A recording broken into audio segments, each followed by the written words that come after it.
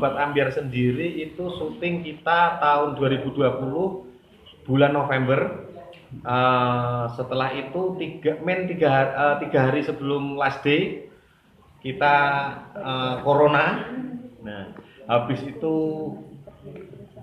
ada kejadian Merapi meletus. Jadi benar-benar film ini cobaannya banyak banget. Terus mau tayang bioskop nggak jadi. Nah, tapi pesan almarhum, dia mengatakan, nek iso filmku mendunia seperti laguku. Ternyata jalannya yang Maha Kuasa benar-benar terwujud dari Netflix. Karena Netflix bisa di seluruh dunia. Tapi masih pengen tayang di bioskop nggak? Harapannya sih pengen. Next, one day. Kalau sekarang kan belum jelas banget. Iya. Dan nggak akan mungkin karena kalau udah dikuasain oleh platform digital itu udah susah, nggak mungkin bisa masuk bioskop. Jadi kemungkinannya memang kecil ya. Iya. Terus ini berarti nggak ada versi sequelnya? Nggak ada versi sequel. Walaupun digantikan perannya? Tidak bisa karena nyambungnya di almarhum Didi Kempot sendiri. Bukan, maksudnya Didi diganti perannya orang lain tidak mungkin bisa. kan? Tidak bisa. Karena ini filmnya almarhum Didi Kempot. Jadi berapa orang memang dilibatkan? Pemerannya? Pemerannya tuh sedikit. Bisma sebagai Jatmiko, saya sebagai Kopet, dan Denny Rawigino sebagai Saras, Didi Kempot sebagai Didi Kempot, Asri Welas sebagai orang yang Mbak Laras. Udah itu aja. Jadi pemainnya film Sobat Ambyar itu bisa dibilang pemainnya sedikit. Nah, abstraknya gimana? Ceritanya singkat. Ceritanya singkat adalah seorang lelaki yang ambyar karena wanita. Itu simpel sih. Tapi benar-benar ini film diambil karena observasi sendiri penulis dan sutradara itu benar-benar mengumpulkan 120 orang yang pernah sakit hati sampai ada yang gila juga. Kamu gila karena apa? Emang balik lagi perempuan. Urusannya. Nah, jadi harapannya untuk film ini gimana? Alhamdulillah penayangan sudah hampir 3 bulan dan sekarang masih menduduki 5 besar. Selama 2 bulan menduduki pertama di Netflix untuk film Indonesia pertama. Dan sekarang masih di urutan 5 besar seluruh dunia. Film yang ditonton. Paling banyak penontonnya adalah di Belanda, Cina, Hong Kong. Terus apa ini? Kebetulan saya nggak pernah menyentuh dunia YouTube. Nah, sekarang saya mencoba dari 4 bulan ini saya menyentuh dunia YouTube dan alhamdulillah responnya luar biasa karena yang saya sentuh itu adalah pangsa pasarnya transportasi, apalagi Bismania. Nah, ini saya hadirkan sama tim saya Ridan Yanto. Itu nama channelnya. Saya bersama partner saya Aditya Sayuti, dulu pemain OBRCTI, bersepakat untuk menaikkan, bisa dibilang menaikkan pamor transportasi khususnya darat, itu adalah bis. Terus apa ini yang digarap temanya ini? Kita selalu mengangkat pariwisata karena ini kan after pandemic ini menurut saya udah apa ya, pariwisata tuh sungguh kena dampaknya karena untuk COVID ini. Makanya kalau seperti saya sekarang berada di support sama Griyo Budoyo ini menerapkan protokol kesehatan yang luar biasa sebelum masuk, dites suhu, terus cuci tangan, semuanya serba pokoknya protokol kesehatan luar biasa. Intinya pariwisata kalau di protokol kesehatannya itu bagus, kenapa enggak kita berwisata gitu? Enggak terus corona terus semuanya enggak berwisata di rumah terus, stres sih kalau saya pribadi malah gitu. Rencana berapa hari di sini? Di sini kita rencana 2 hari. Berapa kru yang Kru kita sekitar ada 20 orang. Kru? Nanti ceritanya bagaimana? Ceritanya ini adalah Hari Danianto ini berlibur. Intinya gitu. Nah, yang bikin keren menurut saya adalah ini kita mengangkat Karanganyar khususnya di Kemuning Ngargoyoso ada tempat keren yaitu kayak penginapan di Griyo Budoyo dan sekelilingnya taunya orang Jogja, Solo, Semarang. Kalau ke Karanganyar ke Tawangmangu. Nah, sekarang kita mau ngangkat bahwa Ngargoyoso itu lebih keren daripada Bali karena Ubud punya persawahan di sini, terasirnya juga luar biasa, kebun tehnya juga luar biasa. Setiap sudut Karanganyar pokoknya indah. Kesannya dengan Griyo Budoyo apa? Kesannya adalah amat sangat berkesan sih. Jadi nggak bisa diungkapkan kata-kata ya. Griyo Budoyo itu memiliki interior yang sangat unik eksentrik, Jawani. terus klasik kayak Raiku. Intine iki Bener. jadul ning modern piye ya? Angel kan. Ngomong apa tuh Mas? Makanya sampai nggak bisa ngomong apa-apa karena emang indah tempatnya itu. Gitu loh. Kalau tentang Karanganyar. Karanganyar pesona. Hmm. Pesona Karanganyar luar biasa. Nah, katanya tadi kan perubahan dari konvensional ke YouTube. Ya. Sekarang pendapatnya apa tentang orang sekarang ada di YouTube semua? Pendapatnya apa tentang YouTube? Pendapatnya tentang YouTube itu adalah kita berkesenian, apalagi saya aktor sendiri, kita bebas. Kita bebas. Maaf kalau kita di TV itu ada Komisi Penyiaran Indonesia, ada KPI, apa-apa semua dilarang. Menurut saya ya. Tapi kalau di YouTube kita bebas berekspresi. Gitu. Tapi bagaimana konten itu agar bisa edukatif Ya. dan menghibur? Nah, itu dia. Tantangannya di sini saya ingin memberikan tontonan yang tuntunan juga. Jadi di sini karakter Yanto dan Hari ini adalah sosok supir dan kenek. Dia mewakili kaum marginal menurut saya yang ibaratnya tuh apa ya? Kayak kemarin kita ke Malang itu kita nginep di Hotel Bintang 5. Nah, jadi tuh ibaratnya sekelas Yanto yang orang udik ra duit nginep di Hotel 5 tuh nggak grogi ya. Jadi harus lebih kepercaya diri. Nah, banyak yang diangkat seperti sosok Pak Haji Haryanto, ownernya juga kita libatkan di film ini, di sitcom ini. Kalau pendapatnya tentang sekarang ini sekolah dari rumah, bagaimana pendapatnya?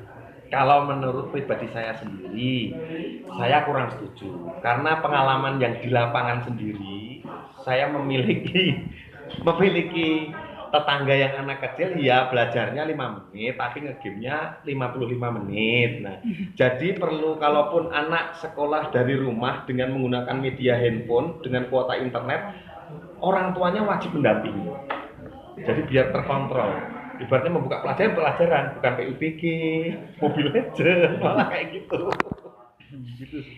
Nah, tentang sekarang ini peralihan dulu kan konvensional semua sebelah kaset, sekuen. Sekarang di YouTube orang bisa bebas. Betul. Nah, menurut Anda sarannya apa? Gimana Pak?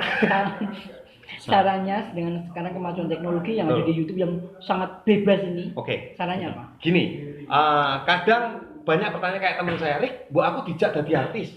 Bu aku dijak jadi artis. Padahal untuk menjadi seorang aktor atau aktris di Jakarta itu step by stepnya itu luar biasa. Entah itu kameramen, entah itu di belakang layar atau di depan layar. Kita mempunyai media handphone itu sangat luar biasa. Jadi kalaupun kamu ada di pelosok pedalaman, saya punya teman namanya Arif Muhammad, dia membuat konten Mak Betty. Nah itu luar biasa, dari pedalaman Medan sana dia bisa famous, pendapatan sampai miliaran hanya dari handphone. Makanya kadang sekarang banyak kaum muda, apalagi mahasiswa, maaf di sini menggunakan handphone itu cuma buat sosmed, update, sampai makan aja dia update dulu daripada berdoa gitu loh. Nah hanya untuk itu, tidak untuk berkreativitas gitu loh. Makanya orang itu salah kalau orang pedalaman dia bilang aku reso jadi artis karena ya wong pedalaman. Enggak, kamu bisa berkarya dari handphone. Kamu bisa mengeksplor, ibaratnya di sini Ngargoyoso, kamu bisa ekspor tentang Ngargoyoso dari handphone, upload ke YouTube, dari situ kan pasti kalaupun indah pasti akan viral. Bagaimana kemudian kalau sekarang dalam masa pandemi ke depan ini akhirnya orang jadi terbiasa. Iya. Sekolahnya di YouTube. Gimana? Kalau udah orang terbiasa.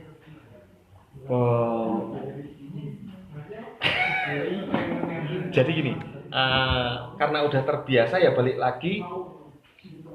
Ya, Pak? Kan new normal, begitu Benar. normal orang terbiasa. Sekarang kan semua materi pembelajaran ada di YouTube nih. Betul. Nah, sekarang begitu nanti misalnya pandemi udah berlalu, nah kan udah langsung terbiasa dengan YouTube. Kira-kira pendapatnya gimana?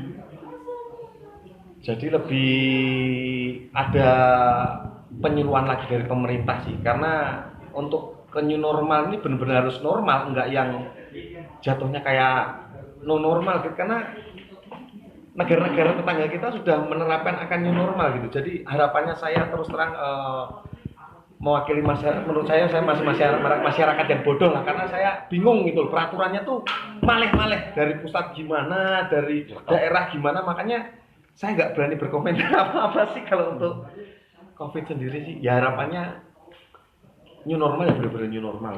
Caranya untuk anak-anak yang sekarang jadi YouTuber, konten yang bagaimana yang mungkin bisa bermanfaat tapi menghibur. Nah, untuk YouTuber sendiri bikinlah konten yaitu tadi kalian tontonan untuk menjadi tuntunan. Jadi orang melihat channel kalian tuh ibaratnya saya lagi Erik, ada yang mau Erik, oh ya di skip dulu. Kalau bisa kalian membuat channel tuh yang Erik, bentar-bentar lagi nonton, nah benar-benar diperhatikan gitu loh.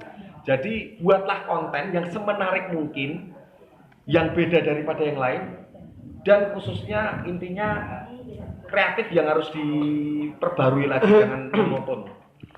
Kalau konten kamu menarik pasti akan subscribernya juga banyak sih. Nyambung nggak Soal aku bingung. Nyambung ya Pak ya? Sambung-sambungkan. Iya. Neng aku dewi orang mudeng. Nah, tripnya bagaimana biar Anda subscribe dan dilihat orang? Bikinlah karya yang beda daripada yang lain. Contoh saya membuat vlog tentang tempe. Nah itu kan bahannya delay, tapi akan lebih baik. Ini contoh saja. Akan lebih baik kalau kalian membuat vlog tempe dikasih stroberi, dikasih apa. Intinya kalau kalian membuat konten tentang vlog, ya dibedain dengan vlog yang lainnya gitu. Jadi ya banyak sih kita lihat dari youtuber luar negeri juga lebih bervariasi sih. Jadi harus selalu lihat perbandingan. Makanan favoritnya apa? Makanan favorit saya adalah soto. Lokasi favorit? Lokasi favorit adalah jujur Karanganyar. Nah, saya jatuh cinta sama Karanganyar. Harapan terakhir. Harapan yaitu adalah dari Dinas Pariwisata sendiri untuk lebih menginfluencer bahwa pariwisata Karanganyar itu benar-benar indah, tidak kalah sama mancanegara. Kita punya semuanya sih, Indonesia luar biasa. Lebih diekspor lagi sih. Untuk anak-anak muda. Nah, untuk anak-anak muda, pokoknya apalagi wilayah Joglo Semar, khusus Karanganyar nih, kalian harus meningkatkan pariwisata Karanganyar. Saya berharap saya tuh pengen jadi kayak apa ya, traveler after pandemic loh. Oke, thank you.